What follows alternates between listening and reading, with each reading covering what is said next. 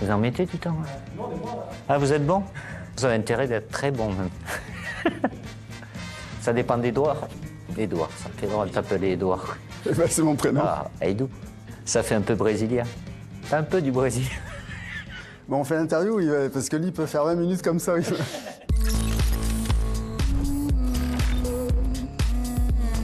Salut Didier. Salut Eidou.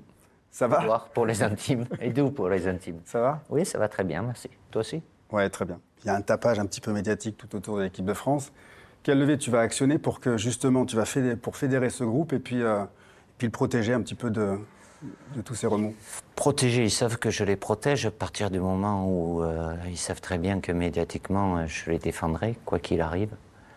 Après, l'essentiel, c'est l'interne. Ne pas oublier ce qui nous a permis d'arriver tout en haut. La qualité, oui, elle est là, elle fera la différence, mais ça ne sera pas suffisant. Tu parlais des joueurs historiques. Historique, expérimenté. Oui, expérimenté, mais... expérimenté. Je me souviens de la première fois à Monaco, quand tu me recrutes. Non, mais c'est très important, c'est très intéressant. Je te demande, voilà, coach, vous voulez me recruter, comment ça va se passer grosso modo, je vous dis, je te demande, oui, mais comment ça va se passer? Et tu me dis, écoute, Edouard, voilà, il y a des joueurs titulaires par rapport à ce qu'ils ont fait la saison passée. Ils ont un historique, ils ont apporté énormément à l'équipe. Mais si je te prends, c'est que tu as la possibilité de changer la hiérarchie. Là, tu l'as bien dit, il va y avoir des nouveaux joueurs. Hein. Qu'est-ce qui va se passer? Qu'est-ce que tu leur dis? Factuellement, ceux que je sélectionnerai seront tous très heureux. Et je vais faire des malheureux aussi. Mais après, quand ils vont venir à Quellefontaine le 14 à midi, tous, qu'est-ce qu'ils vont vouloir? Être dans le 11. Mais ça ne sera pas possible. Mais faire en sorte de garder tout le monde. Je passe beaucoup de temps avec mon staff. Je passe plus de temps avec les joueurs qui jouent pas ou qui jouent peu par rapport à l'état d'esprit du groupe. C'est quelque chose d'essentiel. Mais ils sont compétiteurs. Ils ont tous envie de jouer. Et à un moment, c'est quoi? Si je choisis A plutôt que B, c'est parce que A est plus fort que B.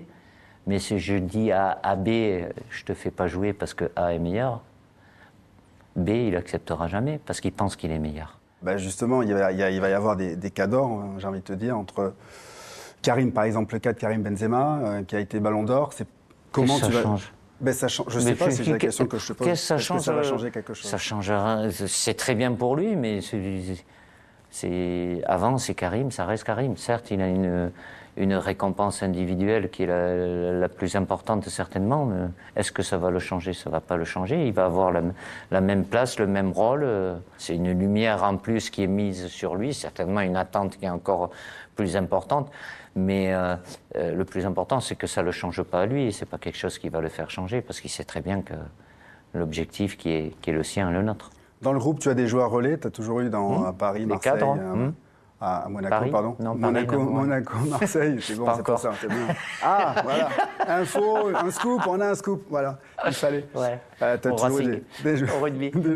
T'as toujours des joueurs relais en équipe de France, tu en as? Oui, bien sûr. Tu les impliques jusqu'à quel niveau? La limite, c'est qu'ils n'interviennent pas dans mes choix, c'est-à-dire la sélection ou la non-sélection de joueurs. C'est pas le rôle d'un joueur. Je les implique dans les organisations aussi pour avoir leur ressenti. Je n'ai pas pour habitude de allez, j'ai décidé, vous faites comme ça, avoir le ressenti avant de décider. Et si je vois, je suis pas là pour les convaincre. Si je vois que ça mûrit encore ma réflexion avant de décider. Non, mais après, dans le management, la chose essentielle, c'est pas que parler, c'est surtout écouter. Donc oui, j'ai un taux d'écoute, mais je fais la part des choses aussi, quoi. Kylian Mbappé, il est arrivé en 2018, c'était un futur espoir.